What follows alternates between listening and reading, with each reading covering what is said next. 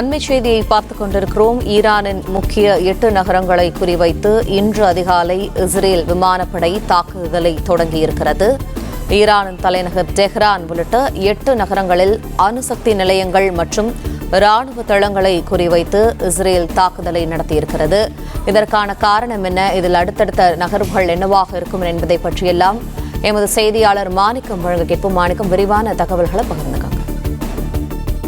Iran Israel இடையே இருக்கக்கூடிய இந்த மோதல் போக்கில் இன்றைய தினம் இஸ்ரேல் ஈரான் மீது தாக்குதல் நடத்தியிருக்கிறது. குறிப்பாக இன்று காலை நேரப்படி இஸ்ரேல் ஈரானுடைய 8 முக்கிய இடங்களில் குறிவைத்து தாக்குதல் நடத்தியிருக்கிறார்கள்.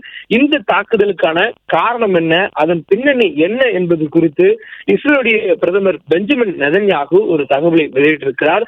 ஈரான் தலைநகர் டெஹ்ரான் உள்ளிட்ட 8 நகரங்களில் அணுசக்தி நிலையங்கள் உள்ளன, ராணுவ தளங்கள் உள்ளன. இந்த தளங்களை குறிவைத்துதான் இஸ்ரேல் தாக்குதல் நடத்தியிருப்பதாக சொல்லப்படுகிறது.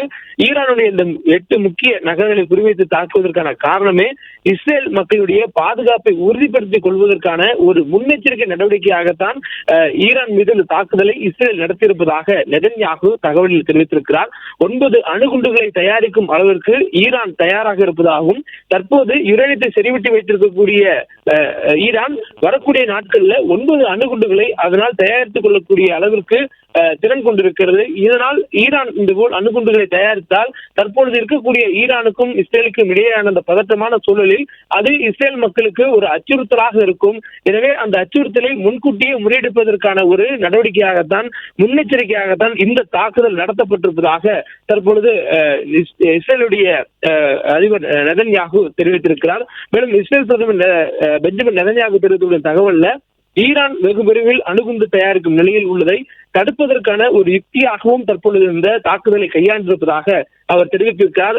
ஈரானுடைய அணுகுண்டு தயாரிப்பு என்பது இஸ்ரேல் மக்களுடைய பாதுகாப்புக்கு வருங்காலங்களில் மிகப்பெரிய ஒரு அச்சுறுத்தலை ஏற்படுத்தும் என்ற நோக்கத்தில் இந்த தாக்குதல் என்பது நடத்தப்பட்டிருப்பதாகவும், ஈரானின் அணுகுண்டு அச்சுறுத்தலை முன்கூட்டியே தடுக்க இஸ்ரேல் ராணுவம் இந்த தாக்குதலை நடத்தியிருப்பதாகவும், அதனால்தான் 8 நகரங்களை குறிவைத்து அதனுடைய யுரேனியத்தை செறிவூட்டக்கூடிய அந்த செறிவூட்டக்கூடிய தளங்களையும் ராணுவ தளங்களையும் குறிவைத்து தாக்குதல் நடத்தப்பட்டிருப்பதாக தகவல் சொல்லப்பட்டிருக்கிறது. அதில் மிக முக்கியமாக ஈரானுடைய தலைநகர் டெஹ்ரான் உள்ளிட்ட இடங்களில் இந்த தாக்குதலை இஸ்ரேல் நடத்தியிருக்கிறது.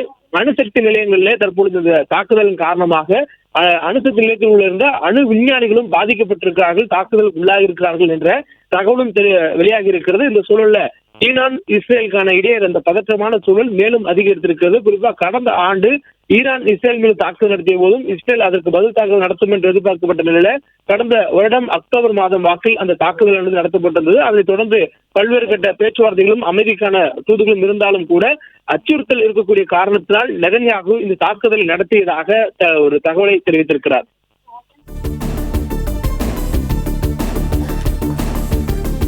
நன்றி மாணிக்கம், விரிவான தகவல்களுக்கு. பிளே ஸ்டோர் மற்றும் ஆப் ஸ்டோரில் இருந்து பாலிமர் செயலியை QR கோடு மூலம் பதிவிறக்கம் செய்யுங்கள். செய்திகளை உடனுக்குடன் பெறுங்கள்.